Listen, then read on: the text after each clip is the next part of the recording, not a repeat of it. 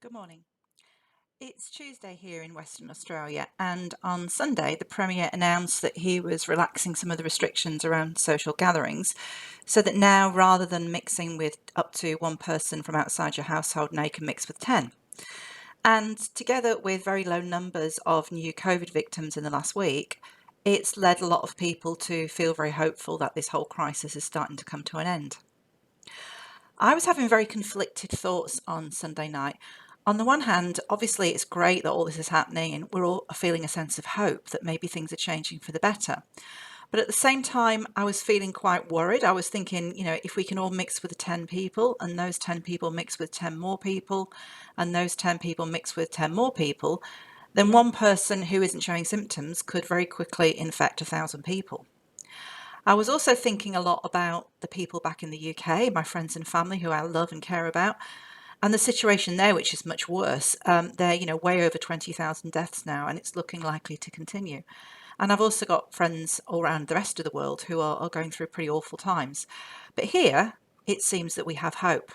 And I was feeling these very conflicted feelings, hopeful but also scared and apprehensive and concerned that maybe we're moving too fast too quickly. And I kept thinking of the phrase, the audacity of hope, which obviously comes from the title of Barack Obama's book. If we look up audacity on the internet for the meaning of it, it actually means a willingness to take bold risks. And that's essentially what we're having to do now. But we have to be just a bit careful, I think. I think it's normal to be anxious. It's normal to feel concerned about this.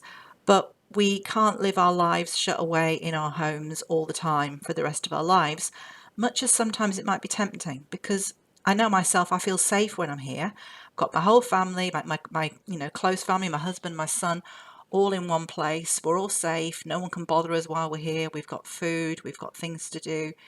It's actually quite a comforting feeling. And I think that looking for that comforting feeling is why so many of us are madly baking and gardening and doing kind of home things at the moment.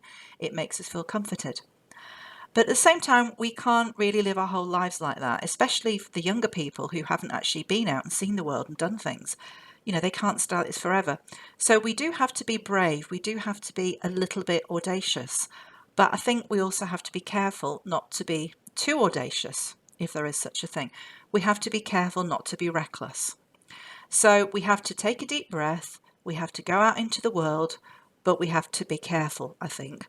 I personally don't want to meet 10 people this week who've met 10 other people who've met 10 other people. I'm keeping a close eye on the numbers.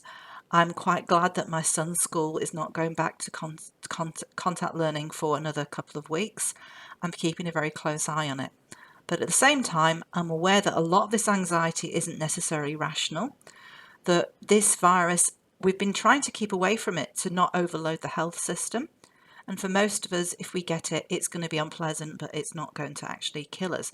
And we have to remember that, because we're not trying to not get it.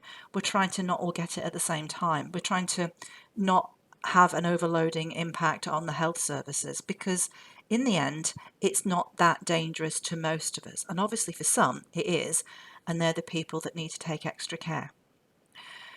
So we need to be brave, but we need to not be reckless. And sometimes that's quite hard.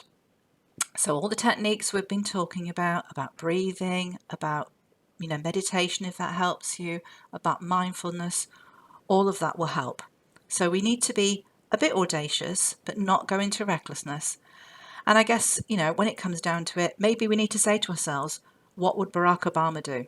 And at the same time, we can also hope he was back in charge of the United States.